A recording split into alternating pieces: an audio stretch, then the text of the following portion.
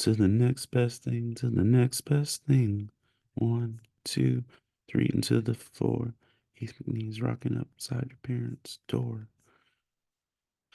Oh, good morning, y'all. Welcome to Faith and Fandom Feedback Friday, as we're hopping on for the week's discussion of news and shenanigans and all the other things that are afoot in the world around us. Trying to see if that's the best place for this. Hope you're doing okay. Hope that you're looking forward to slash moderately excited for your holiday weekend, and for people like Tristan who aren't in America, uh I hope this is a good weekend for you anyway. I don't know. Um but yeah, welcome to Faith and Fandom Feedback Friday and Memorial Day weekend edition. um I have so much stuff planned between now and Sunday that, like, I don't have holiday plans just because I've got plans that go around everything else. So that's kind of where I'm at. But, I hope it's a good morning for y'all. No, you've got lots of cool stuff planned for your time throughout this weekend. I'm gonna jump into it because there we go. That's better. Um, Bears beats Battlestar Galactica. But yeah, let's jump into some news. Um, As always, this is live streaming on Facebook and will be on YouTube as well as in audio format on our podcast channel. If you are watching live, Tristan, you stayed up. That's super late for you. Did you pause Ministry of Ungentlemanly Warfare to be here? Um, because if I had the choice between watching me and watching that, I would watch that again. Um, but yeah, uh, yeah, it's been a weekend. Um, you did, yes. I got paused, or I caused Henry Cavill's curly mustache and Alan Richson's bulging physique to be paused for this conversation. So I feel honored. I take that as a win. Um, we will be talking about Alan Richson and some news shortly ahead. But let's jump into it. I also had a late night personally, for my own nerdy entertainment sake. 21 Pilots officially dropped their new album. It's only 8:52 there. Dude, I don't know time, man. Um uh I 8:52 p.m. We're a whole 12 hours behind you? Holy crap. Um okay. Um I'm learning I'm learning math and time skills. But yeah, 21 Pilots officially dropped their new album Clancy, and they had the ambitious goal of releasing a music video for each song at the premiere of the album.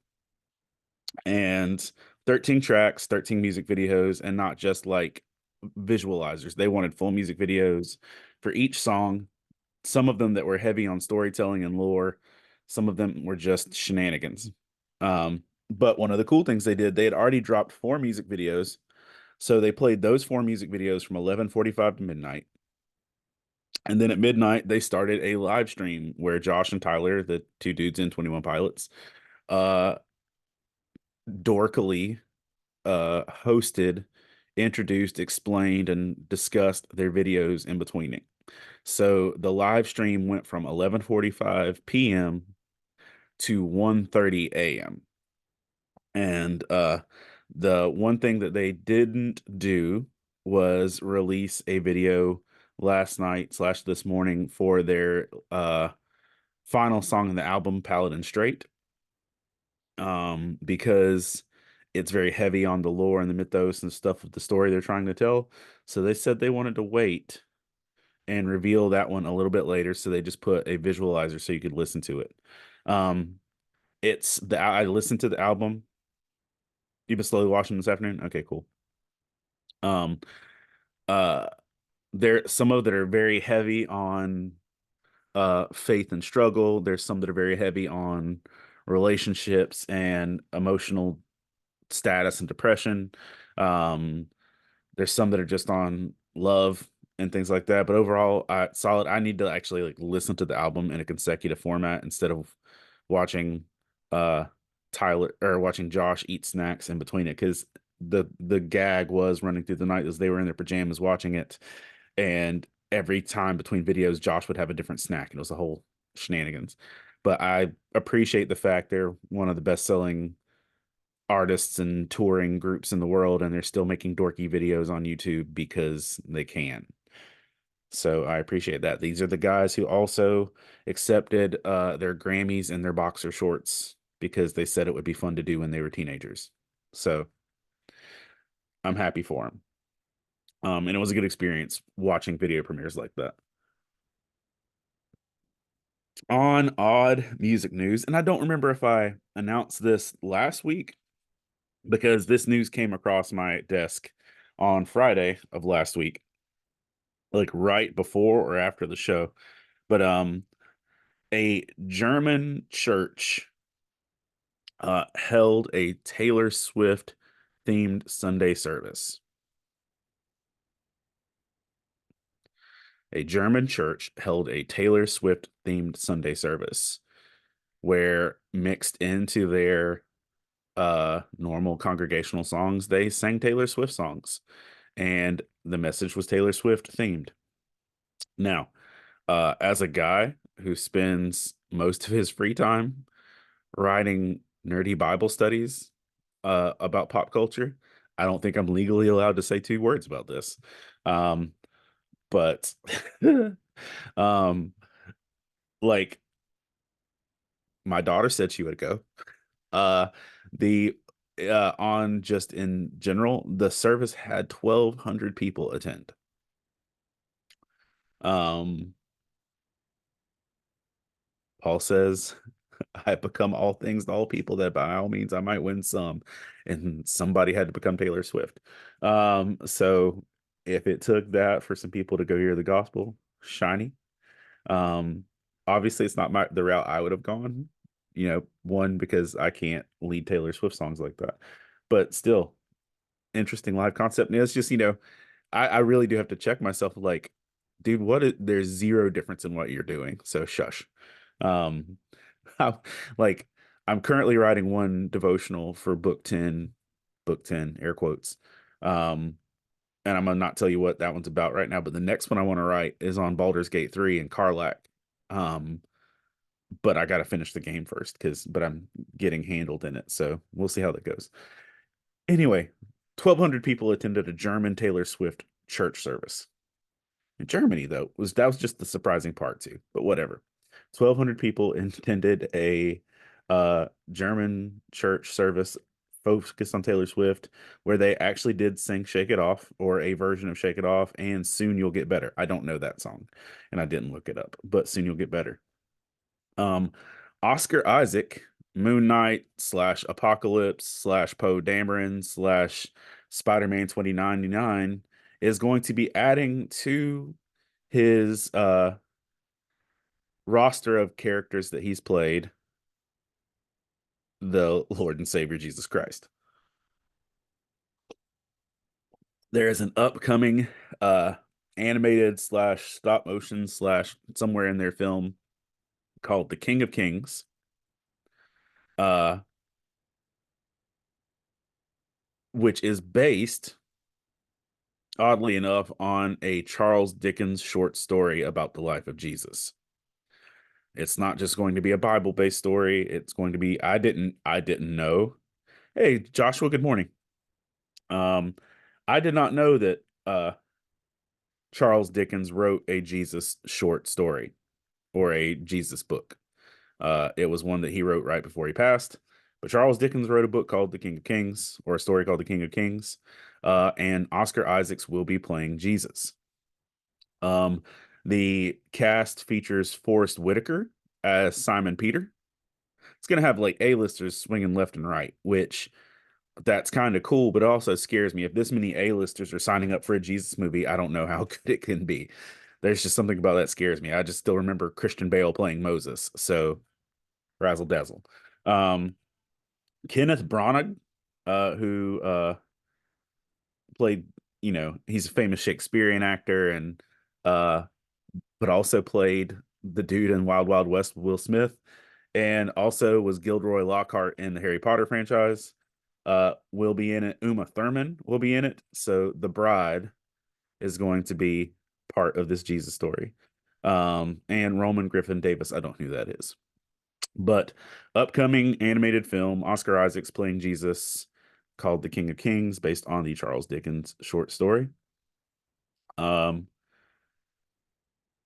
yeah, sorry, not the King of Kings. It's inspired by, I think it is called The King of Kings. Um, the short story is called The Life of Our Lord. Yes, The Life of Our Lord. Uh, and according to Deadline, the faith-based feature is very loosely inspired by it. Yeah. So we'll see. Big Hollywood casted Jesus animated film. Um, okay, we'll see how it goes. Uh, Sean P. Diddy Combs officially breaks the silence after he's been on the run and in prosecution for past issues. Um, a surveillance video of him, us, and I think I'm legally required to say allegedly, a video of him allegedly assaulting his then girlfriend Cassie has surfaced, which shows him clearly uh striking her and doing irreparable things. Uh, Diddy came out and owned all this in a Instagram video because that's how we make true life confession and repentance these days is through Instagram videos. My Instagram wouldn't even have that many viewers, so I think TikTok would be a better option for me. But um, in terms of numbers, but Diddy admitted that he did what he did, and at least in that scenario, and that he was at a rock bottom place and he was broken, and he's sorry and he owns responsibility for it. Meanwhile, he's saying this, like, while hiding. But he goes on Instagram to say that he did do it and he apologizes and he's sorry. So, do with that as you will. Um, Donald Glover, aka the Childish Gambino, has released his new album Alta Vista, which is a polished, finished version of an album he was working on during the pandemic. And he dropped a new music video, which got 4 million views in 6 days alone, and is still growing, called Littlefoot Bigfoot. Lots of choreography, lots of dancing, lots of singing. So if you are a fan of Donald Glover, the Childish Gambino, Community, or anything like that, you should check out Littlefoot Bigfoot on YouTube or his new album Alta Vista. Um, if you are familiar with the rapper, recently passed rapper, MF Doom, he was famous for wearing a metal mask in a semblance of Doctor Doom. And Doctor Doom #1 just dropped in the past week or so. And Doctor Doom #1, which is the first Doctor Doom comic to be released since MF Doom's passing, pays tribute to the rapper, um, by actually quoting MF Doom lyrics in the comic. Living on borrowed time, the clock ticks faster. So there's the introduction in the comic is actually using MF Doom lyrics to pay tribute to the since passed rapper. And on completely opposite ends of the galaxy for music, uh, Star Wars Lo-Fi Volume 1 has now been released on Vivo and YouTube. And so if you want some Star Wars lo-fi to listen to while you work, be productive, or whatever else, there's an official Star Wars lo-fi visualizer, because there's tons of Star Wars lo-fi and visualizers and stuff out there. Um, Lo-fi honestly helps me get through some of my Muggle workday. Um, I enjoy some good lo-fi, so some Star Wars lo-fi is something I would be interested in checking out. Um, So that's a cool thing. Uh, what else we got? Uh, Jake Paul, the brother of Logan Paul, and the guy slated to fight Mike Tyson in the upcoming weeks. His plane was struck by lightning as they live streamed it. And you can watch the video as his plane is struck by lightning and they're shaking and experiencing turbulence and all these things. And Jake goes on to poke fun at Thor uh, as he is being struck by lightning midair. So, one thing this dude doesn't lack is audacity. He thinks he's going to swing on Mike Tyson, and then he's literally midair, gets struck by lightning, and starts yelling out for Thor like he wants to fight. Um, you know, that's bold. I don't know if that'd be my route of choice. Uh, Aaron Taylor Johnson, who was yeah, shocking. Good job. Good job, Derek. Um, Aaron Taylor Johnson of Craven the Hunter, Quicksilver, KA, Bullet Train has officially been offered the role of being the next James Bond. It doesn't mean he's accepted it. It doesn't mean he's going to be, but he has officially been offered the role of being the next James Bond. Um,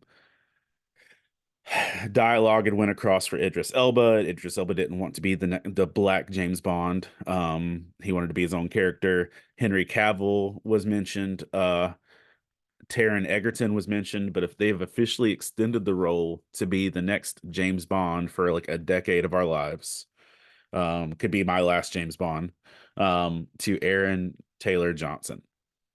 So I don't know how you feel about that. The dude, when I like Bullet Train was smooth. I enjoyed him in Bullet Train. I get he's athletic. I get he's charismatic. I get he's moderately, attractive. I don't get Bond vibes from him, but I'm also, it's whatever. I'm sure he can pull it off. Um, is there someone you would like to see as James Bond other than Aaron Taylor Johnson? Um, I don't know that I have anybody on deck, but he's just not my first thought. Then again, I don't know that I would have ever picked Daniel Craig either. So, you know, do with what you do. Uh, Pierce Brosnan made sense, you know. Pierce Brosnan made sense as James Bond. I don't know. I don't know about him, but Killian Murphy um will officially return in 28 years later, confirmed by Sony. So the man who kind of broke big with 28 Days Later before going on to things like the Dark Knight trilogy and Peaky Blinders is officially returning to his franchise with 28 years later, in some capacity. But he is also helping produce the movie. Um, if you are a person of a certain age, like my age-ish or somewhere in that general bubble, you might have enjoyed Toonami, the Cartoon Network block of anime, which introduced a lot of people of generations to anime. Personally speaking, I was in Bible college. I guess, second semester of Bible college. I had a small Bible college in South Carolina, and we had a commons room, and it was the only room with cable. And you had to sign up for what time you would want to be in charge of what's on TV. And uh, a dude, before I ever got there to that college, signed up for the entire school year for the hours of Toonami. So, like, every day, this dude had Toonami blocked out for after school cartoons to watch anime. So, if you wanted to watch TV at this small Bible college, from 3 to 5 or 5 to 7 or whatever it was, you were watching Toonami. And I watched Dragon Ball Z that way. And that really, like, I knew who some of the characters were, but I watched Dragon Ball Z that semester because that dude took every block of time for the whole school year to watch it. I watched the Frieza saga that way. And that being said, rounding all those bases, starting every Friday every Friday starting May 31st, so next Friday, Toonami is going back in time and they are going to do what they're calling Toonami Rewind, which is going to take place on Fridays from 5 to 7 on a 5 to 7 p.m. on Adult Swim, where they're going to show Sailor Moon, Dragon Ball Z Kai, which is the shortened, condensed version of Dragon Ball Z, and Naruto. So you're going to get a half hour of Sailor Moon, a full hour of Dragon Ball Z, and a half hour of Naruto. And that's going to be every Friday on Toonami, Cartoon Network, Adult Swim. So if you want some flashbacks to that, because listen, if I scroll, I don't watch TV like scroll through channels, but if I'm somewhere and I see Dragon Ball Z, I'm gonna stop. So for y'all that might enjoy that, that's gonna be a thing. Netflix has officially released promos and a trailer for the upcoming second season of their drama of The Sandman, where they've also introduced actors who are going to be playing uh new roles, such as the Prodigal, um, Delirium, and some of the and I want to say Destiny as well. That we're going to see some other members of the Endless, uh, Morpheus's siblings, the seven of them. So the trailer has been released. If you want to look at their casting, um, personally speaking, uh, Jeffrey uh, Jeffrey Wright played Destiny in the audio drama, and dude freaking killed it. That's whatever. Um, Kate Hudson of Almost Famous and a few other movies and such has released an album, and she was performing and doing music tours with it. She dropped an album last Friday called Glorious, which I had no knowledge of. And the only reason this made my radar is because they started talking about Almost Famous, and that she wants to bring Billy Crudup, who played Russell Hammond in Almost Famous the movie, the main adult character. Uh, the actors for Almost Famous actually learned to play their own instruments for the movie. So Billy Crudup actually learned to play guitar, and she wants to bring him on some of her tours to have Almost Famous reunions, which I'm all for. I will buy a ticket to see Kate Hudson sing just so I can get a little Almost Famous reunion. Um, but didn't know Kate Hudson sang, didn't know she was dropping an album, and we really haven't seen Billy Crudup in much since Justice League as playing Barry Allen's father in Justice League before he was replaced for the Flash movie. I'm grateful he was replaced for the Flash movie. But just so I didn't have Billy Crudup attached to it. But yeah, if you are, I want to hear what Kate Hudson's music sounds like. So I will check that out. Her album Glorious. Um, Steve Carell has a new sitcom in the works, alongside Bill Lawrence, who is the co-creator of Ted Lasso and Scrubs. So Jason Sudeikis and Bill Lawrence are two of the main people that brought you Ted Lasso. Bill Lawrence is also one of the guys that brought you Scrubs. He has a new sitcom that will be on HBO. It'll have 10 episodes. They skipped the pilot and went straight to ordering the show. And it is going to focus on an author uh, slash college professor and his complicated relationship with his daughter. So Steve Carell is going to be playing the struggling father slash author slash college professor. And I mean, I'm here for it. I even gave Space Force a try just because it was Steve Carell. So I did not watch the morning show, which was, I guess, their Apple Plus series before Ted Lasso made Apple Plus cool. Um or Apple TV or whatever. But That's all shifting anyway, which by the way, I think I announced this last week that Apple TV, Netflix, and Peacock are all joining to a whole nother thing anyway. Um, Jeremy Renner, Hawkeye, um, slash, I don't know if y'all remember this or if you're much of a deep dive nerd on this. Jeremy Renner used to be a actor on Buffy the Vampire Slayer. And before he was an actor on Buffy the Vampire Slayer, he was a makeup artist for Buffy the Vampire Slayer because his main career in Hollywood was supposed to be makeup. Carry on. A little over a year and a half ago, or close to 2 years now, Jeremy Renner was run over by a giant snowplow and almost killed while rescuing his nephew. I believe it was his nephew from being hit by the snowplow. So he literally sacrificed his own life to rescue his family. Real life hero, um, modern archer. Um, Jeremy Renner has spent the past time regaining full use of his limbs. He wasn't sure if he was told he might not ever walk again. You can already see him back and functional with a bit of a limp and everything in Mayor of Kingstown season 3. But he's continued his rehabilitation and strengthening and everything else. And now Jeremy Renner is officially the spokesperson for Brooks running shoes. Brooks gave Jeremy some shoes during his rehab that they thought would be helpful for him in his rehab process. And now Jeremy is officially a running model for Brooks running shoes and using his story of recovery and loss and suffering to help promote the brand.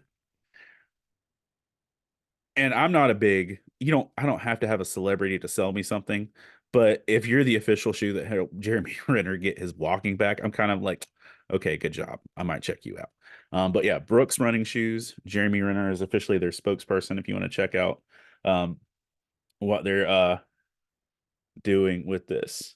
Um, right, Tristan, that made me happy. That was very heartwarming. With that. Um, it's now with dude, he's come so far. I mean, literally, I remember that first Tristan said about how far he's come and how he's happy to see it. Personally, when I first saw him, that first photo they released of him in the hospital, I was like, oh, okay. Um, but yeah, we are nearing 20 years since Outcast's last project. Uh I believe it was 2006 was when Idlewild dropped their feature film, which was the last Outcast project. Um, and with Andre in the spotlight a little bit lately with his flute album, he was asked, what's the possibility of a new Outcast album? Him and Big Boy reuniting, and here's his response. He says, "I really can't say, man. I do realize that our chemistries have changed. We're different people. We're totally different people. Not to say that we won't be able to make any kind of music, but I think, yeah, people have to realize, even in relationships, man, husband and wife, chemistry should change after a while. And I think people think there's only one thing that has to stay away, but we are ever changing, man." So Andre 3000 gives a very vague, uh, but yeah, we're different type answer to that. Um, yeah. On the Peacock, Netflix, Apple TV Plus streaming bundle that is coming next month, it looks like it's going to start at $15 a month, and it will be cheaper if you have Comcast internet, is what I'm understanding. Um, all I know is first I'm gonna need to like just cancel all my streaming services and get in like jump in on these bundles because I don't know if I'm still paying for Max and Hulu and Disney at this point, since they've joined. I just know it's confusing. And my Disney Plus is not playing well since they did that little merger thing. So I shake my finger at you. Um, yeah. Oh, the Peacock, Netflix, Apple TV bundle is releasing next week. So yeah, I mean that is June coming up soon. Um, Good morning, Britt Bergen. Cody Rhodes made history in terms of statistics this week.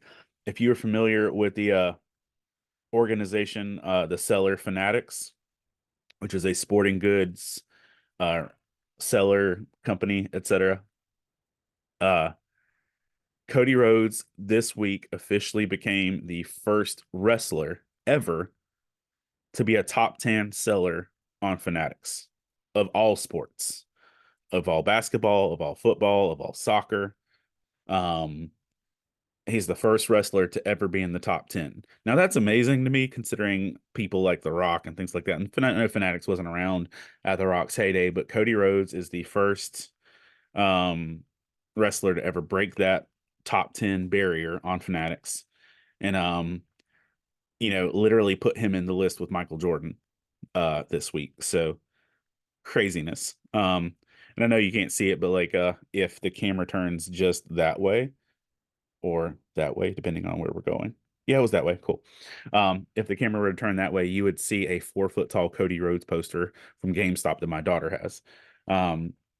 But I just think that, kudos to Cody Rhodes for that. Um, and a turn of art imitating life. If you saw the movie Her, which I didn't until hearing about this, it just looked creepy. But the movie Her, you know, is a Joaquin Phoenix film where Joaquin Phoenix establishes a weird relationship with an AI voice, much like Alexa, because I'm trying not to have my robot turn on. Um, and that voice was operated by Scarlett Johansson in the film. Well, open AI chat GBT uh level thing is being having action taken against them because they have created a voice interface that sounds very precisely exactly like Scarlett Johansson. And this is after Scarlett Johansson officially turned down being the voice for ChatGPT, and then OpenAI literally released their voice that sounds like her. And you can go listen to video comparisons and stuff like that, but it sounds very much the same. But then again, we're talking about AI and computer generated voices, so I know it's going to be tricky litigation in that capacity. But Scarlett Johansson is bringing up charges, and OpenAI says, "Nah, we didn't make Scarlett Johansson. You're just hearing things." But if you listen to it, I think you'll might have some opinions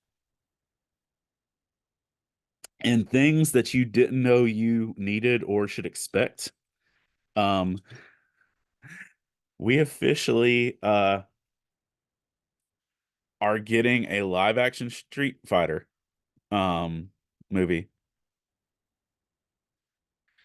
Brent says, "Have we not learned anything from our movies at all?" iRobot and all. Listen, dude, we are steadily heading towards iRobot, Terminator, all the day long. Like we are moving towards this. Like I'm seeing these things and like just quietly sipping my coffee because we are straight moving towards like some apocalyptic Sarah Connor level ish, and it can be a little nerve wracking.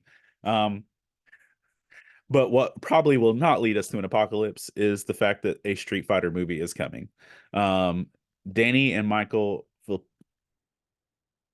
Philpao, who made the movie Talk to Me, are attached to direct. Um, but we are getting a live action Street Fighter film. The logo slash advertisement for the live action film is literally just Street Fighter spray painted on a brick wall. I remember going to theaters to see the Jean-Claude Van Damme Street Fighter movie. And Raul Julia as in Bison. And I mean, they made Mortal Kombat a little classier with the last one. Who knows? Who knows? But Street Fighter has such a girthy, uh, girthy. spans of characters and things that there's stuff for days, but like I don't know, man. I don't know if it's something we need. Then again, do we need all the entertainment we have anyway? What a lot of people are saying they didn't need was the trailer this week of Liam Hemsworth as Geralt of Rivia in The Witcher. Um, the first trailer has officially been released showing the replacement of Geralt from Henry Cavill to Liam Hemsworth. And I just gotta say, I mean, it's Liam Hemsworth. He doesn't look bad as Geralt of Rivia. I will say he looks younger, which he, is. Can we play a game? Uh, I don't know what kind of game. What are we talking like Saw? What are we doing here, Derek? Um, but yeah, Liam Hemsworth does not look like I don't know. He doesn't look rugged enough. It's whatever. But so, if you've got commentary, if you've been watching The Witcher, are you going to finish it? There's 2 seasons left. If you've been watching it, are you going to finish it? I feel like even without Cavill leaving, the last season really kind of went off the rails. But I don't know, man. I don't have answers. I'm just bringing up topics.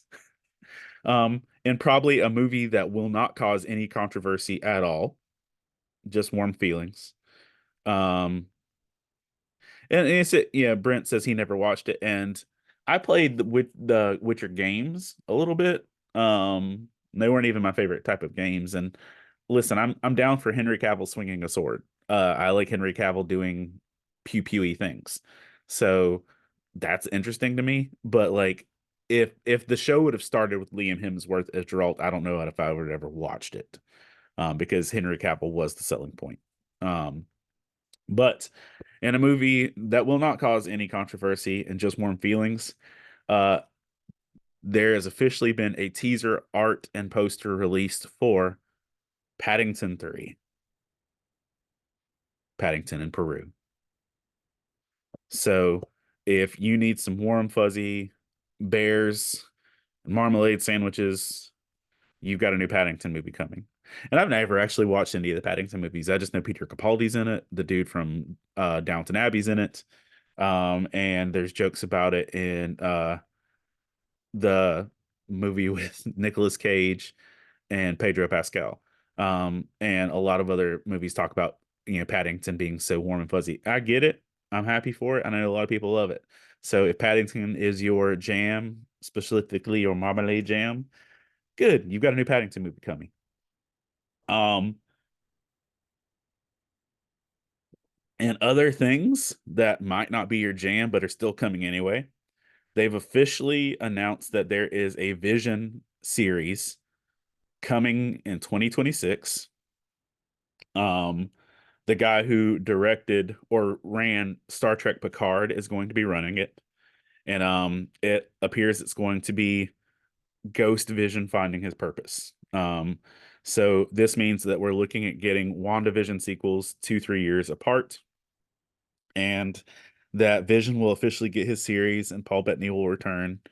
Um, yeah, dude, there's I really hope Scarlett Johansson's or not Scarlett, sorry, Scarlet Witch is back, not Scarlett Johansson. Although Scarlett Johansson as a multiverse version of the Scarlet Witch would be entertaining. Um, I hope Scarlet Witch is back. I also hope Scarlet Witch is back in Agatha. Um, I hope we get some version of her in Agatha all along. But uh Ghost Vision and Vision in general and WandaVision was a banger. Yeah, Elizabeth Olsen. There's just a lot of Scarlets there. Um, but I hope we get her back. Um, I feel like the WandaVision franchise would have tracked better if there was less time in between. Like if we waited a year and a half or 2 years tops after WandaVision to getting Agatha to getting Vision, I feel like all that would have played out better. But strikes and Hollywood and everything else, it is what it is. Um, on something I'm not saying this is worth it for me to travel to Las Vegas, but darn it, it's close. Luffy and the Straw Hat Pirates, the cast of One Piece, will be taking over the Las Vegas Sphere uh for 1 week in from June 10th to June 16th.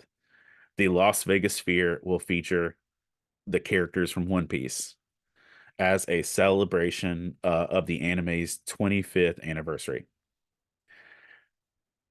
I just imagine watching like Luffy stretch his giant mouth over the dome, watching Chopper run across. Like, I think it'll be fun. I think it'll be great to see. I'm looking forward to people sharing videos of it. But yes, One Piece characters will be taking over the Las Vegas Sphere from June 10th to June 16th.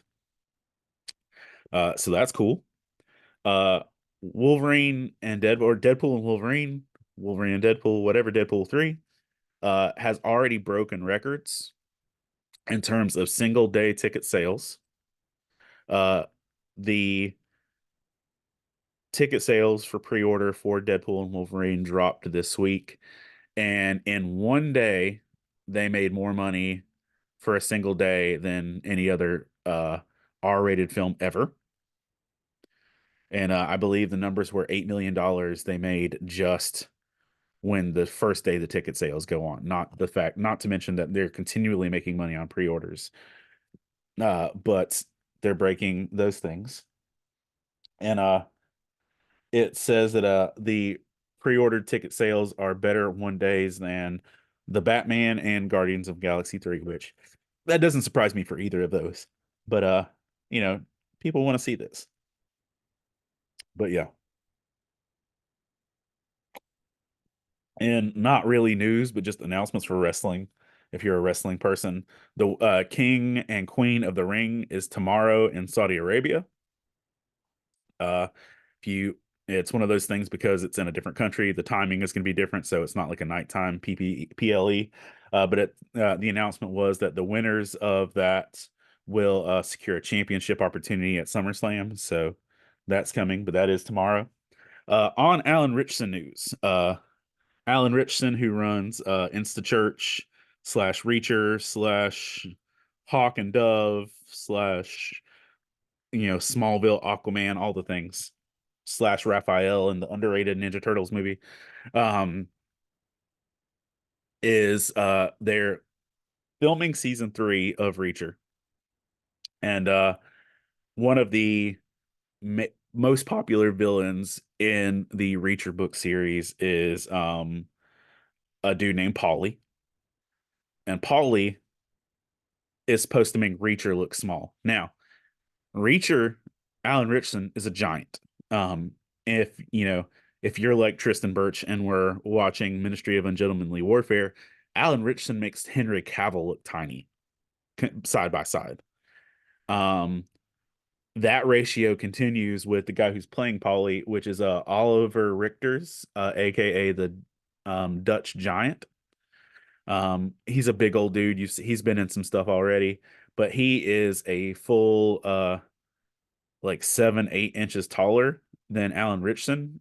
Um, and their size comparisons make Alan Richson look small. So Alan Richson's just one of the biggest dudes out there right now, just in acting, and this guy makes him look like a tiny man. He makes him look like Tom Cruise, um, as Reacher instead. So get ready for that. That's going to be because I want to say the dude is he towers in at 7'2".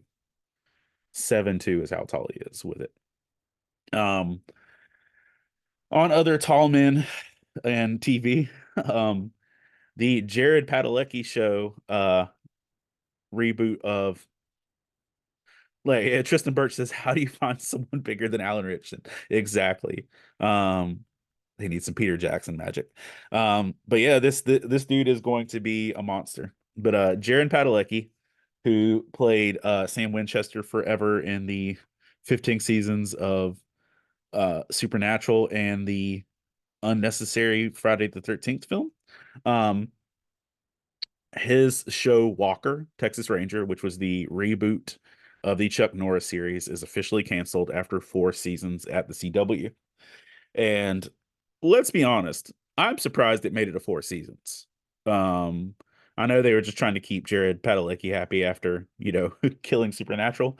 Um, but 4 seasons of Walker the Texas Ranger at this day and age with Jared Padalecki as Walker with an unimpressive beard surprises me. So good job for making it to 4 seasons, but it's officially over. But in that same turn, Jared is being eyed by The Walking Dead and by The Boys in general. So, you know, I don't it's not like he's not gonna have work. Uh, but those are some things with it. Um, in terms of other things being canceled and laid off and opportunities, Pixar, CW, yikes. Brent says, I don't know everything, but it sounds like CW has had a lot of trouble for a long while. And they're not good at I don't know who approves the things that make it onto the CW. Like that Gotham Knights series should have never happened. Batwoman was a bad life choice. Yeah. Or how Batwoman went down was a bad life choice, but whatever. But the CW does not always have the best track record for wise decisions in terms of their productions and moving forward. But in terms of other things being canceled and shut down, Pixar is officially laying off 14% of its workforce as it's shifting away from doing Disney Plus. Because Pixar was making things for Disney Plus, and they are going to stop doing things for Disney Plus. And so with that, they are laying off 14% of their workforce. Yeah. And Derek says you can't beat Chuck Norris. And no, you cannot beat Chuck Norris. That's why he's Chuck Norris. Um, Aaron Taylor Johnson might have been offered bond, but he is still struggling with Craven the Hunter. Craven the Hunter has officially been pushed back all the way to December. Um, and I'm not sure if you are tracking, but usually movies that are set for the fall and get pushed to December are the movies that they don't feel are really confident in, is one perspective. Because at Christmas, you've usually got like a big Star Wars or a Marvel or something going on like that. Aquaman 2 got pushed to Christmas last year. And it actually eventually did okay. Um, but the goal is if you push a movie towards Christmas, you're banking on people having free time and looking for something to do. So Craven the Hunter has officially been pushed to Christmas for its release, the Aaron Taylor Johnson Spider-Man-ish tie-in film for Craven the Hunter. And the press statement slash release for it said that we're pushing it towards Christmas because we know this is something that people are going to want to watch over and over again. I'm not even saying this movie is going to be bad. It's a Sony Spider-Man film that doesn't have Spider-Man, and for the track record, those don't go well. Morbius, Madam Web, okay, those don't necessarily do well. If you're telling me you are pushing this here because you think people are going to watch this on repeat, I don't see this being a repeat movie for me. Like, will I go watch it? Possibly. Um, but saying, I need to clear some free time at Christmas because I need to rewatch uh Craven the Hunter, it does not track on my logic scale, but whatever. Um, about a year and a half ago, less than 2 years ago, Rob Zombie made a version of the Munsters, and it did not go well. Well, now, with that not gaining traction, they are going to strike again for the property, and they are going to make a dramatic series, a dark drama based on the Munsters for TV. So Rob Zombie's version of the movie didn't track, so now they're going to make a dark TV drama, probably somewhere along the lines of Bates Motel, uh, but with the Munsters. So okay, I mean it's just all right. I don't know that I need it. Um, on things also you probably didn't know you needed, and maybe you don't. If you're a fan of the Naked Gun movies, Um, Leslie, I mean, the Naked Gun movies were gold. I remember watching Naked Gun 3 as a kid on repeat on VHS. Like I enjoyed those movies as a kid. The humor was just wacky enough to you know, be fun. Liam Neeson is taking over as the main role in a Naked Gun reboot, which honestly, Liam Neeson has good comedic chops. I'm not unhappy about that. Um, but this is where it gets interesting. Um, Liam Neeson is the main character in the Naked Gun. Like Airplane was fun too. Um, but they've added CCH Pounder will be in the Naked Gun movies. Busta Rhymes will be in the Naked Gun movie. And then officially announced this week, Cody Rhodes of the WWE will be in the Naked Gun movie. Um, Brent Bergen asked, whatever happened to Leslie Nielsen? Did he pass? And I'm gonna be honest with you, dude. I don't know.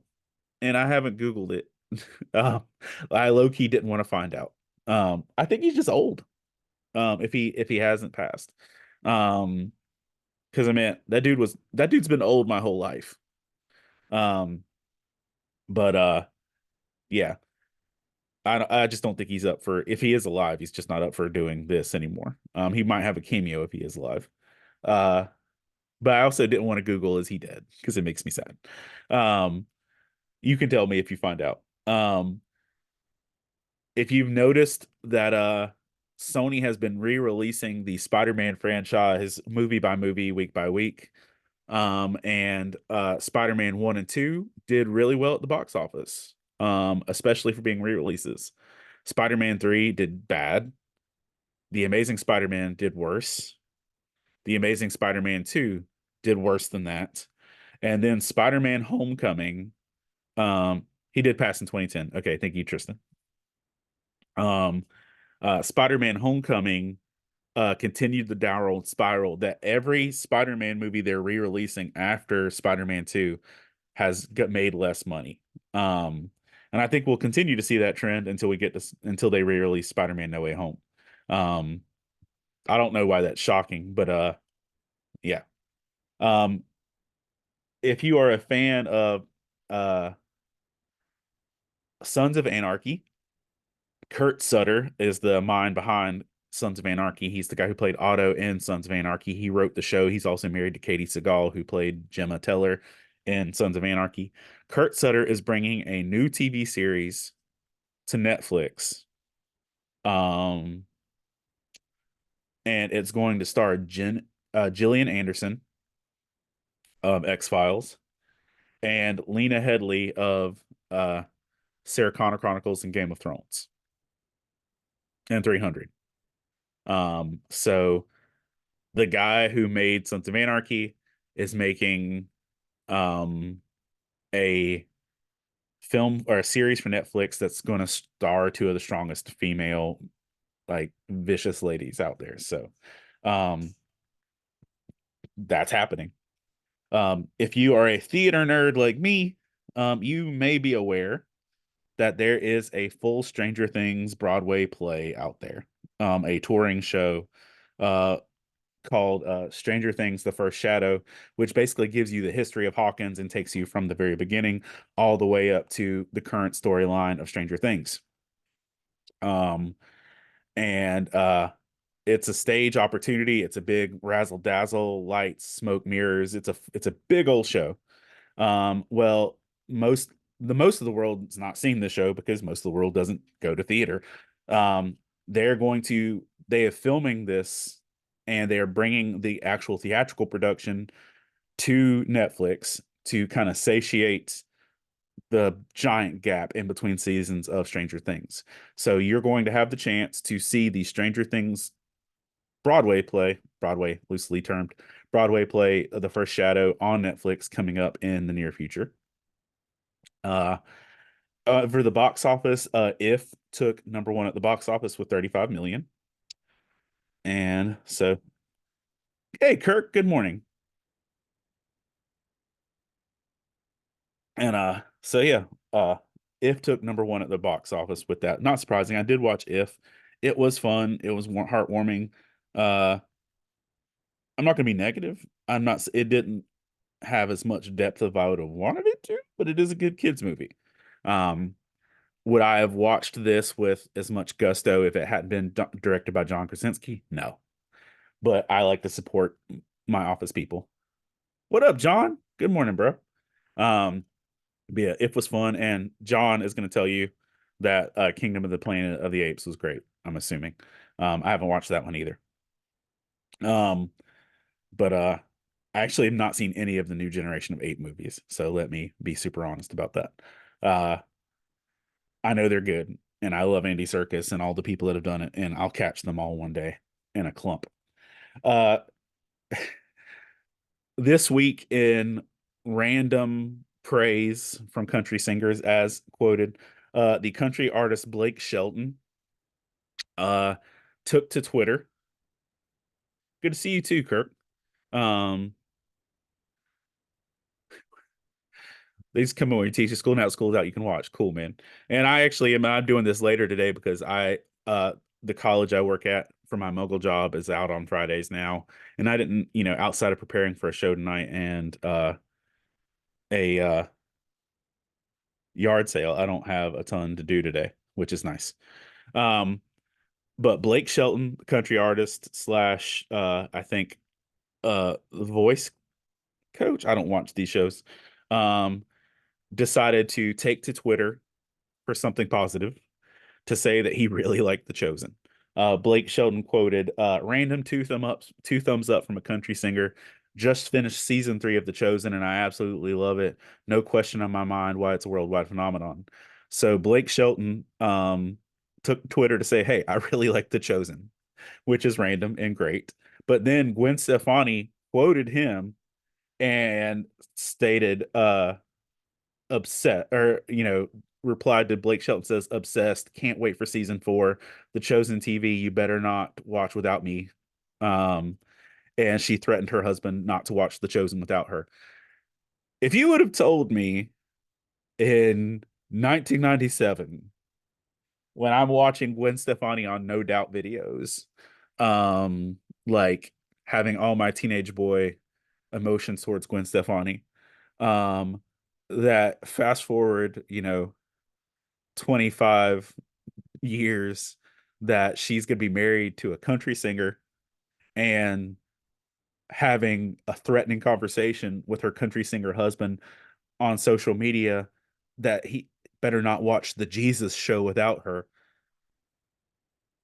wouldn't have been on my bingo card. It makes me happy. I'm like, that's sweet. That they're out there promoting The Chosen, but also that, you don't watch it without me. It's like spoilers. You don't want to know how this story turns out. But I just thought that was cool. On other TV Jesus news, CC Winans and Roman Collins went on the American Idol. Yeah, not something you thought you'd hear today, right, Tristan? CC Winans and Roman Collins went on the American Idol season 22 finale. 22 seasons of American Idol shenanigans, shenanigans. Um, they sang "The Goodness of God" on the American Idol finale, and said that over 20 million people have watched that portion of the show. That 20 million people tuned in to watch CC Winans and Roman Collins sing "Goodness of God." So little Jesus bump in the social media world, in the marketing and advertising. Um, Black China, who is a celebrity who took her career down the adult side of the world, from OnlyFans and things like that, did a really deep dive podcast this week with Lecrae, talking about OnlyFans, her turn to Christ, baptism, struggle with addiction, and struggling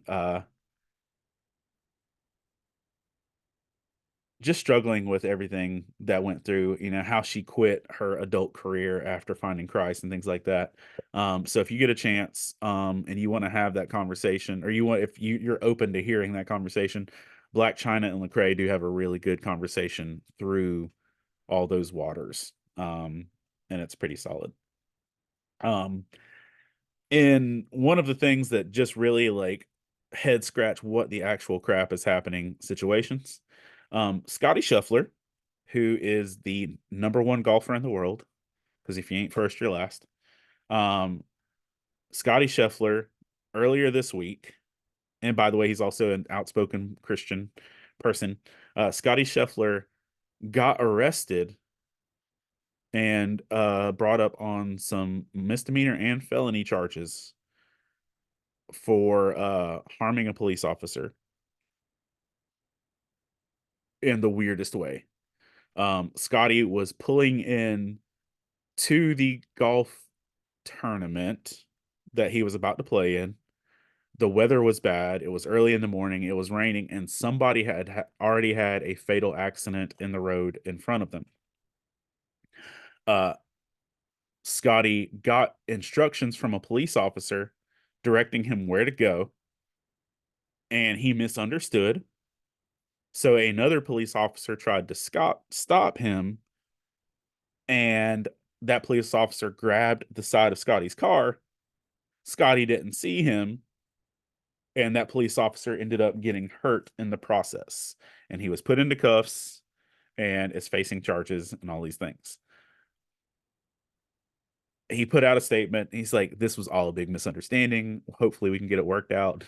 They released him to go play golf, but he's currently looking at felony charges over this. And he literally is like, it was raining, it was dark, I misunderstood, I didn't do anything intentional. And so we'll see how this plays out. But it was pretty crazy to see a guy literally out front of, the number one golfer in the world get arrested in front of the golf course, it put in cuffs and everything over this whole situation. Um, yeah, bonkers. And other weird sports news. And it's just really fun to see. It's really fun to watch. I don't want to, be laughing at anyone's pain or anything. But this past week at Dodger Stadium, someone's car caught on fire. This past week at Dodger Stadium, someone's car caught on fire. And so the organ player at the ballpark just started playing "We Didn't Start the Fire" by Billy Joel and blaring it over the baseball loudspeakers while they showed the car burning on the cameras. Imagine that you're literally at a baseball game and your car catches on fire and you look up on the jumbotron and see your car burning while they organ play "We Didn't Start the Fire." I'm just like, oh my, like, bro, this. I wouldn't have made it through the rest of the game. I would have laughed my head off the whole time. Yeah. Uh, uh, at and I'll leave out the location of this, but a woman was found living in the sign of a grocery store. There's a grocery store with a rooftop triangular sign, and it basically had an attic in it. And a woman was found living in the grocery store sign where she had an office with a desk, a computer, and a coffee machine that she had managed to all put into the sign of this grocery store. And she lived there for over a year before um she was found out. Oh, it's definitely probably cheaper than renting. Holy cow. Um and the her detainment slash arrest is on video.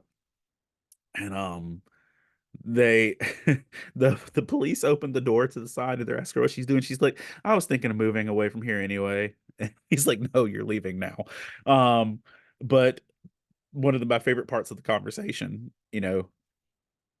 is that, the police are saying, you got the nickname Rooftop Ninja because people see you on the rooftops and can never find you. And I'm just like, in the middle of an arrest or in the middle of a detainment of this situation, the cops are like, they call you Rooftop Ninja. If I don't, I've only been in handcuffs once. And it was for feeding the homeless in Myrtle Beach. But if a cop ever does put handcuffs on me again, I want them to tell me I'm a ninja. That'll make the whole experience better. Um, but that's definitely a thing. Uh, the next chapter in the Call of Duty Black Ops franchise has been announced, and it focuses on what I'm appearing to see as like sleeper cell slash um, conspiracy theory level stuff. The promo features the Mount Rushmore statue where they're blindfolded and it says the truth lies, and further campaigns show um most major monuments defaced and talking about lies. So if you're a Call of Duty fan, good for you. There's one other game coming. Surprise. Um I've been off Call of Duty for a minute just because there's always more, and I'm a story person, and give me a good story and I'll show up. Um and other golf news that doesn't involve arrest but does involve a little aggression. Bryson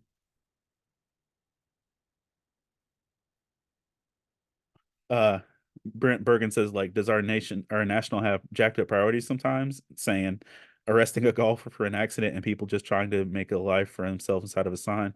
Yeah, it's a lot, dude. Like we get focused on the wrong things. Absolutely.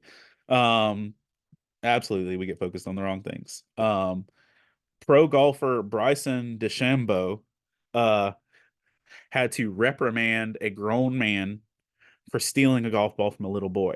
The dude was coming off of a game. Little kid was like, "Hey, sir," and DeChambeau threw him the ball, and a grown man reached out and yoinked the ball midair away from the little kid. And you can watch the video. Bryson DeChambeau chases up to the line where the everything's blocked off. He's like, "Hey, you give that kid back that ball right now!" And like the dude literally stops in his tracks, turns around, and very sadly hands the little kid the ball back. So that's the thing. It was just funny to see uh that happen. A woman had a very, very expensive family outing. Um, John says Warframe has multiple free campaigns that are no longer the last Call of Duty campaign. It's a no for me in Call of Duty. Yeah, I get that completely. But a woman had a very expensive family outing when her name is Charlotte Russ, and she took her kids uh to the beach and they picked up shells. 72 shells to be exact. And it turns out that those shells were clams.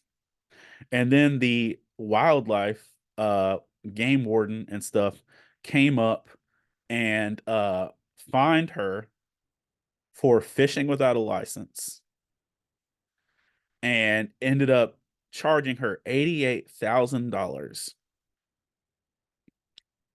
$88,000 for harvesting clams without a license.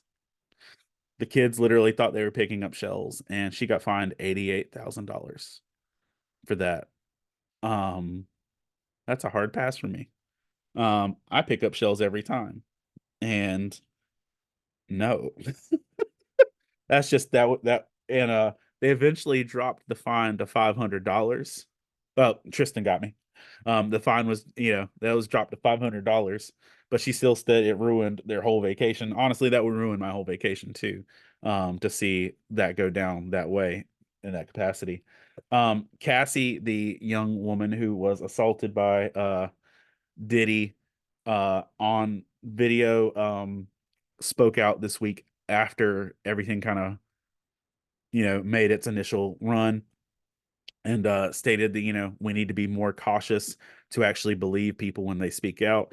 And I get that. And it's that hard thing of like, who do you trust, who do you not trust, and that you should always side with the victim and things like that. And it's a hard thing watching that. And when people only confess when they're caught, it's a hard thing to actually trust people for doing things. It's a lot. It's a lot.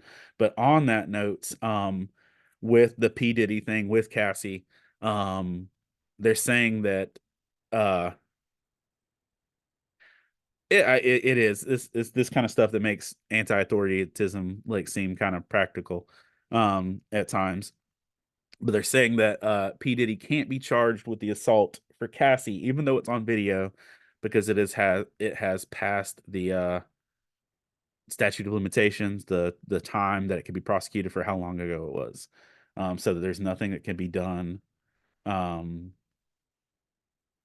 for that. Uh yeah. A woman in Texas um who has been labeled the hash brown shooter uh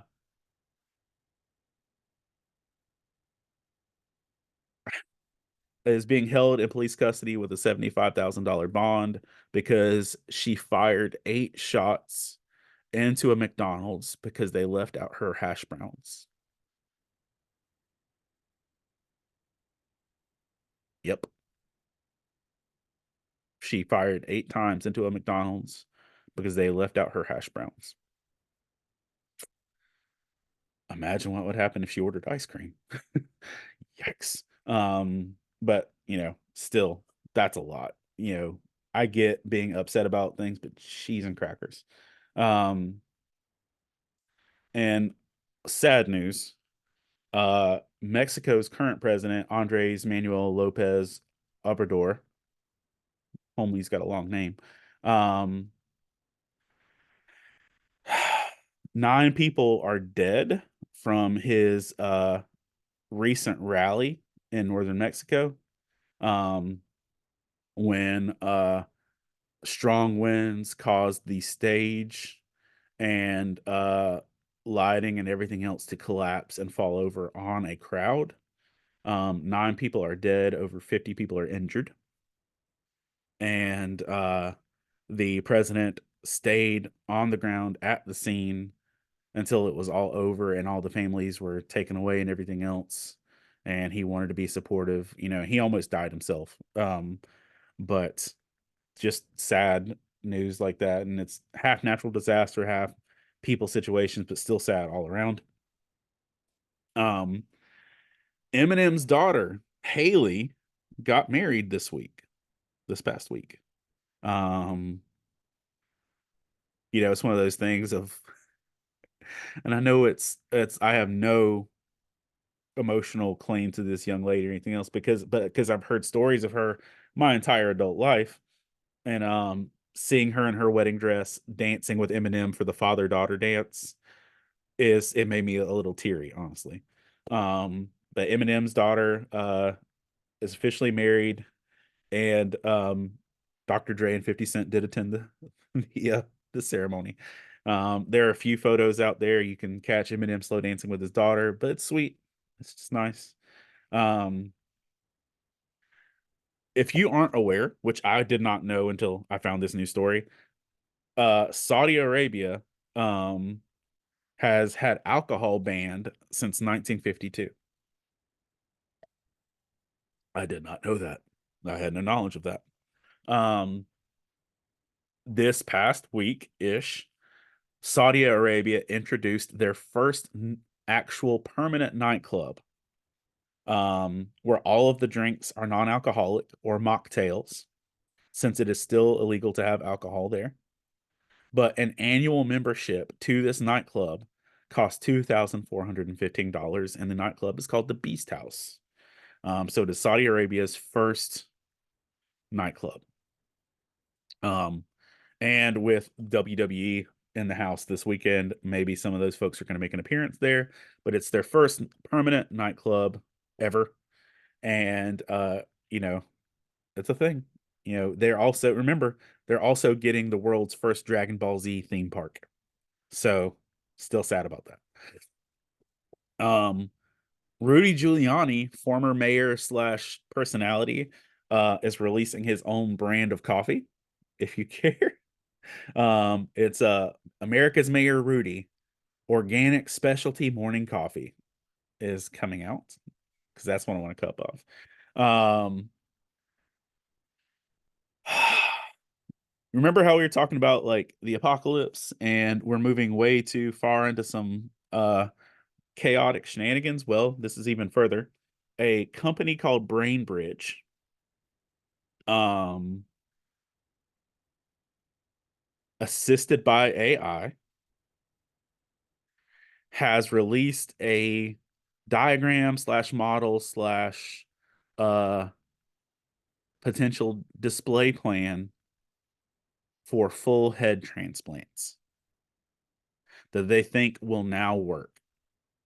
It's not a physical practical model yet, but they have a full uh video display process where they have all the information and all the test simulations.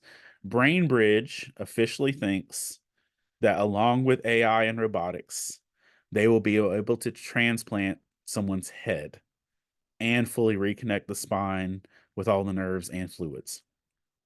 And you can watch videos of this, of their presentation. Not Brent Bergen, not just the face, bro. The whole head.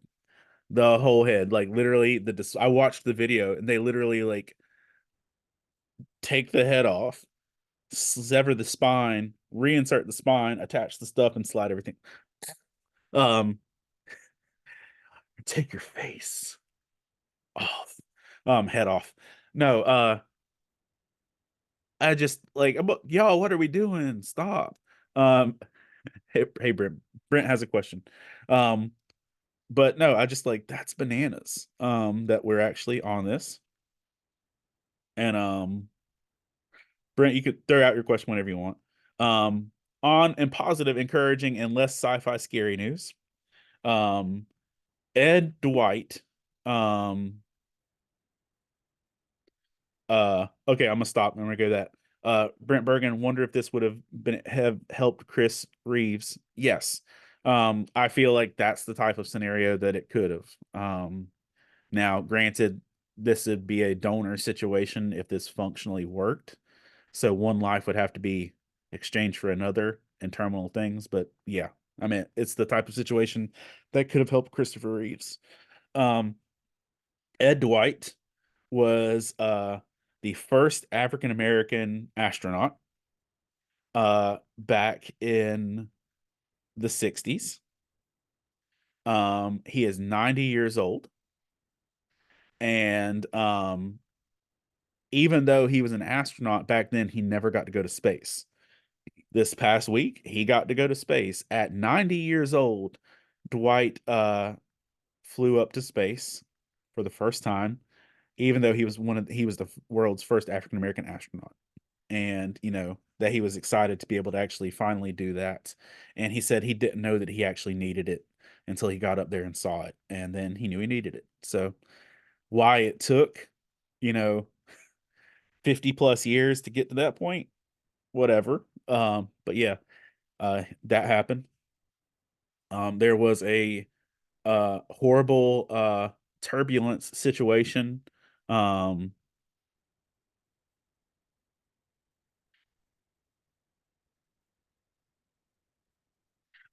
Brent Bergen, sorry, dude. Answering on the head thing, is the head replacement or is it an actual like helping a person with a condition? Maybe I didn't hear that right. They're just proposing um that they have come up with a solution to actually replace a head. Not the right motives or anything like that. They're just saying that they think they can technically do it now. I think the application is there for helping people, but I don't think they're at that full stage yet. They're just saying they think they can do it now. Um, and that's just the company called BrainBridge that thinks they can do it. There was a bad turbulence on a flight from Singapore, and there was one man who died of a heart attack because of it, but over 70 people were injured in the same thing, and it was a rough thing from it. Wrapping up just all the broad news, the president of Iran died this past week, and let's see,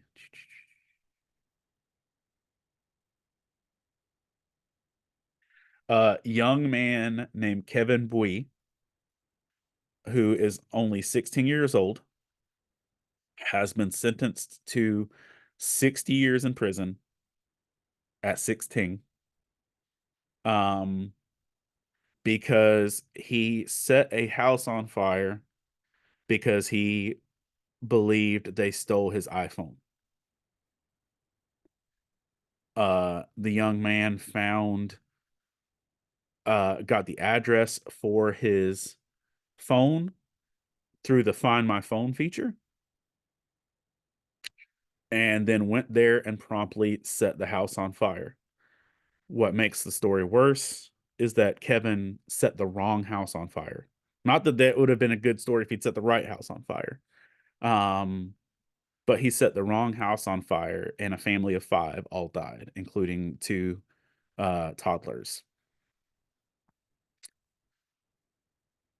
And so he just accepted it. He didn't fight it. He's not going to trial over it. He's just took the 60-year sentence and uh did that. And dude, we're horrible people and there's darkness in our hearts, and that's really sad to see that that's where we are, and that made my heart sad to see that. Um yeah. Yeah. Uh Trying to look at some other news stories before we wrap up here. Because there's no bouncing back from that really. Um a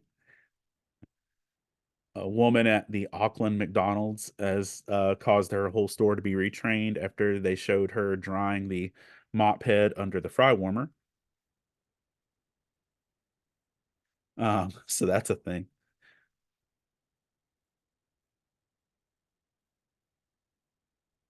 Um, so yeah. Um, on a fun bit of dialogue, if you just want something lighthearted to read, um, Chet Hanks, which is the son of Tom Hanks, uh,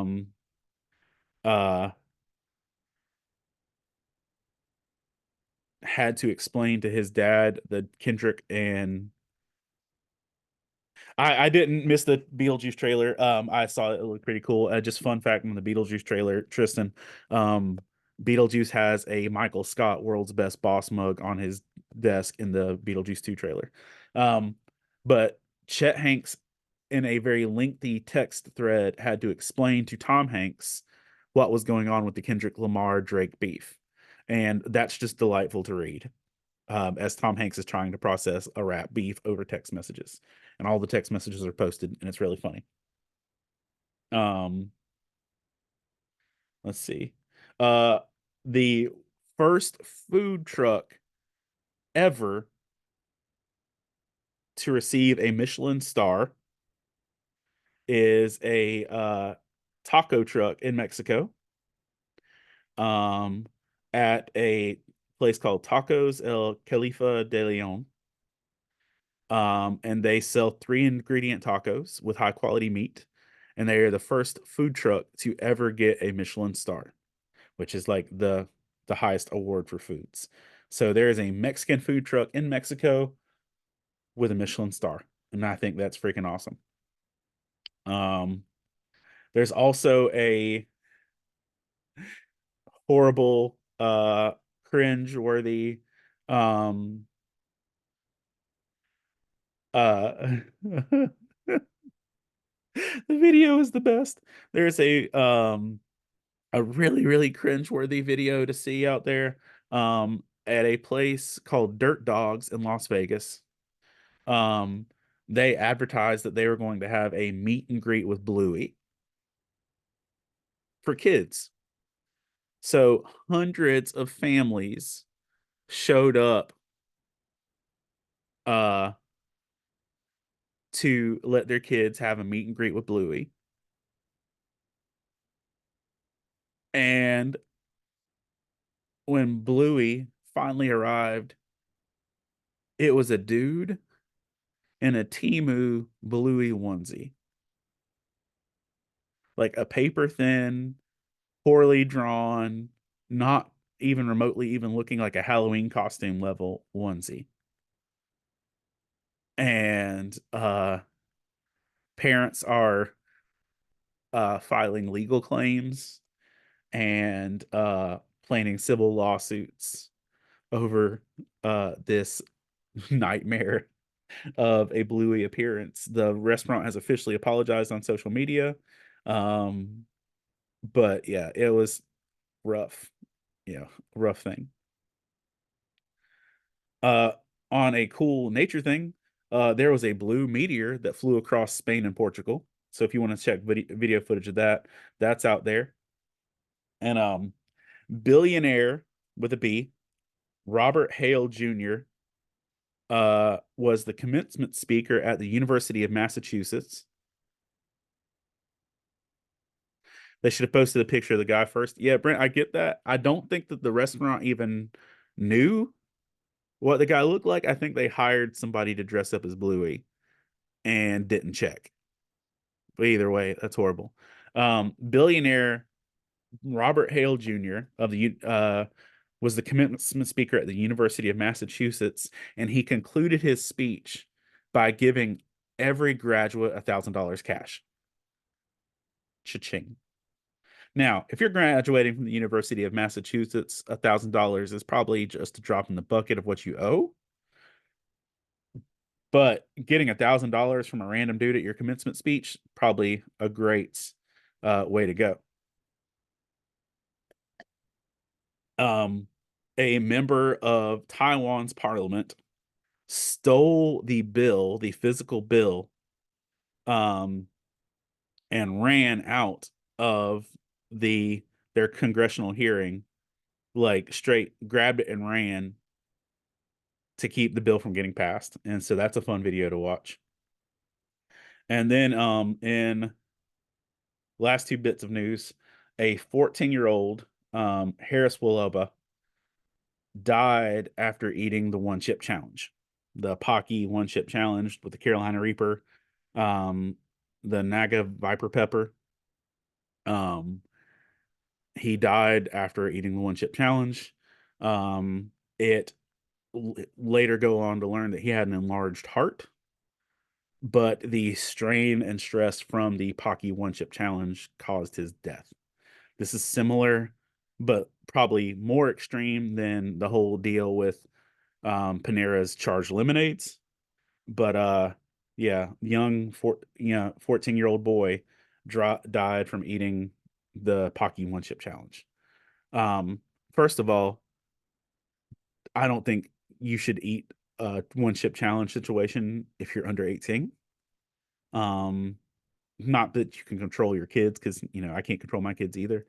But like, that's just heartbreaking to hear. I get how hard that is, but yikes. And in um Moldova, uh on one last little bit of moderately positive news. Um Police were investigating um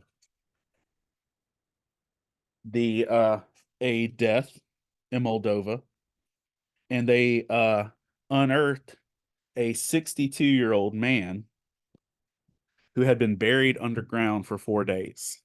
Um, a structure had collapsed, and they were just out there investigating another woman's death when they actually found a dude who was still alive, a 62-year-old man who had been stuck underground for 4 days, and he was able to be rescued with that. So I think that's pretty cool and encouraging. Um, Before we roll out of here, because that's the bulk of the news, before we roll out, we're going to do roll for initiative Bible chapter for the day. So I'm going to pull out 70 in D20s. Okay. Let's see. Where is a 10? Is this a 10? Yeah, it's a 10. Cool. All right. Pulling out 70 in D20s. And we're going to roll. And this, as people on Instagram and Facebook pointed out, can't roll just 66. Need to roll 70 and then count back 3 to make sure that you can actually get the first 4 books of the Bible instead. So we're going to roll to see what chapter of scripture we're reading. All right, so we got a 5, a 2, that's a 7, plus 17 is 24, and plus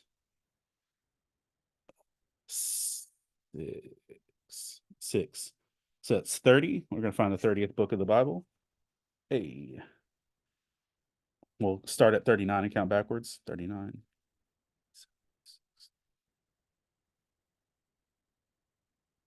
And then go back 3. So we're in Hosea, because we're going to take 3 off. So that would be the 27th book, which is Hosea. Hosea. Ooh, lost my 10. 10, 16.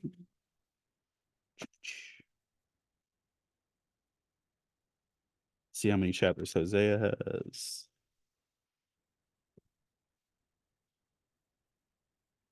It's funny. Hosea is a really interesting book.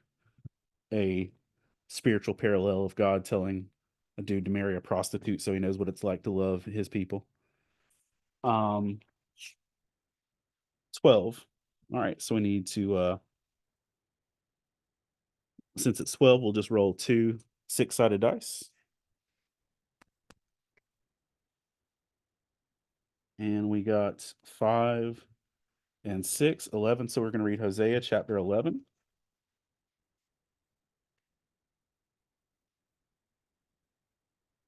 Okay. And this is Hosea chapter 11. This is our roll for initiative scripture time, randomly reading a chapter as dictated by the dice. Hosea 11 says, When Israel was a child, I loved him, and out of Egypt I called my son. But the more they were called, the more they walked away from, or they went away from me. Facts. That's my life. The more, but the more they were called, the more they went away from me. It's me. Hi, I'm the problem. It's me. Um, they sacrificed to Baals and they burned incense to images. It was I who taught Ephraim to walk, taking them by the arms, but they did not realize it was I who healed them. Facts. Not recognizing what God does in our lives. I led them with cords of human kindness, with ties of love. To them, I was like one who lifts a little child to the cheek and bent down to feed them. I already have that one highlighted. Um, will they not return to Egypt, and will not Assyria rule over them because they refuse to repent? A sword will flash in their cities, and it will devour their false prophets and put an end to their plans. My people are determined to turn from me, even though they call me Most High, or call me God Most High. I'll by no means exalt them. How can I give you up, Ephraim? How can I hand you over, Israel? How can I treat you like Admah? How can I make you like Zeboim? My heart is changed within me. All my compassion is aroused. Praise God. My heart is changed within me. All my compassion is aroused. I'm grateful for the compassion that actually shows up when I don't deserve it. I will not carry out my fierce anger, nor will I devastate Ephraim again, for I am God and not man, the Holy One among you. I will not come against their cities. They will follow the Lord. He will they will follow the Lord.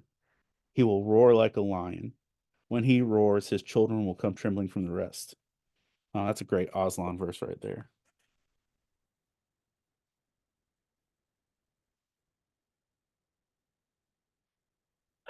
They will follow the Lord. He will roar like a lion. Doodle a little lion in my journal section.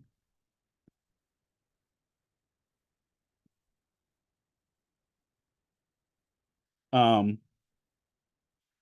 they will come from Egypt, trembling like sparrows, from Assyria, fluttering like doves. I will set them in their homes, declares the Lord. So that is our random roll for initiative scripture chapter for the day.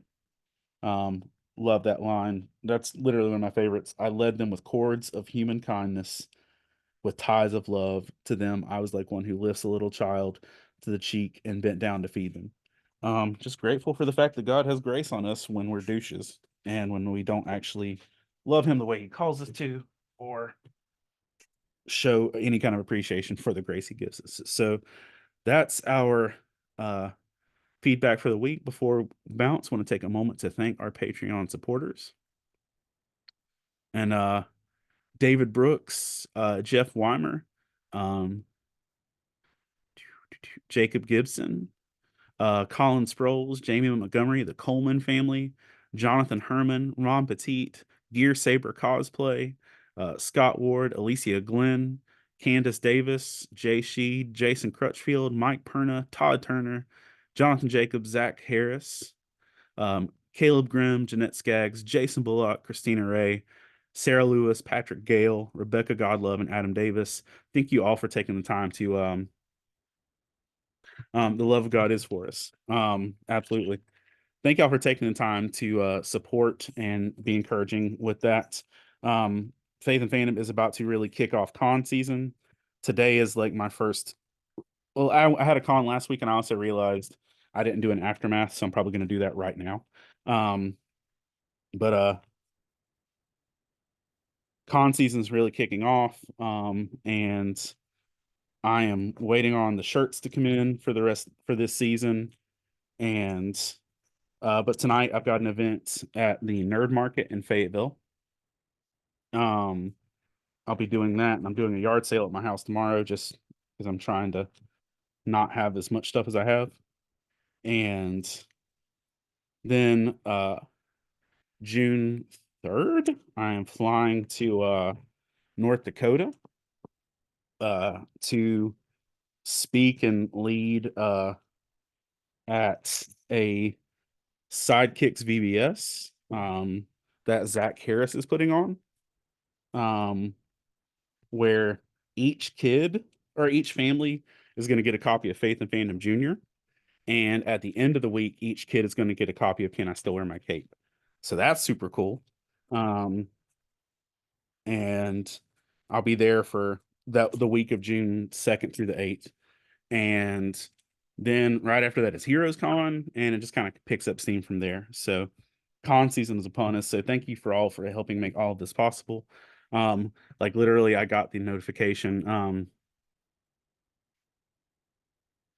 Um, Brent, I'll keep an eye out for Cincinnati. I'm not against it. I've just like currently in my world state, I get 5 Sundays a year off just to do cons, and they're kind of all kind of spoken for just by like my local ish shows, like within a few hours.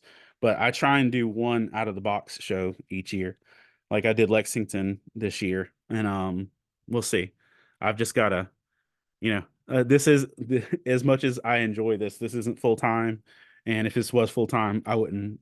We wouldn't be here, just because like it's not that stable. But I've learned to stop saying no for what God can do, um, even if I don't see it how it's possible. So I'll put that on the prayers and considerations for next shows. And as always, I throw this out there. If you've got any connections to shows you would want me to be at, um, that helps.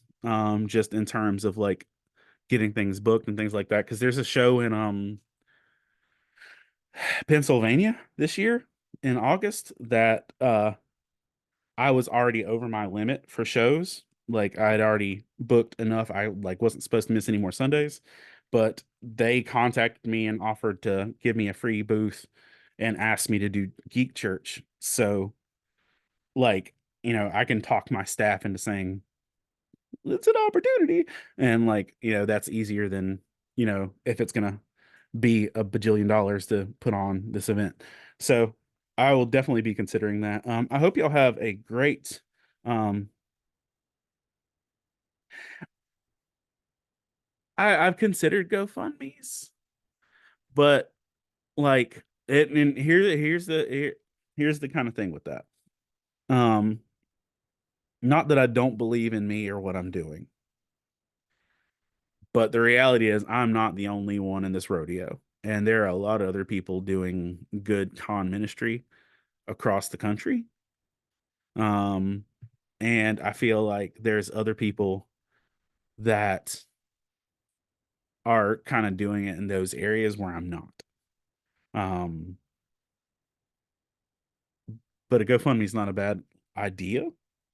I didn't ever consider a Patreon until um the until the pandemic when I had like $1,000 in con fees just floating for shows that weren't happening. Um, but again, I'm learning to stop saying no for God in advance because he might have better plans than I do. Because I limit myself a lot when it comes to my own expectations. So, food for thought, chewing on that. Um, but I appreciate y'all. Thanks for hanging out. If you are listening to this on our podcast, make sure you like it there. If you're on YouTube, like, comment, do all the positive things there. And I'm gonna probably also do an Artist Alley aftermath for the show I just did.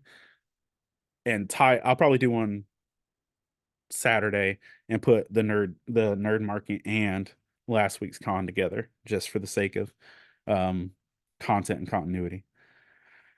But yeah, I hope you all have a great Memorial Day weekend. I hope you enjoy your celebrations and I hope that you are encouraged and I hope to see you at a con real soon. Bye y'all.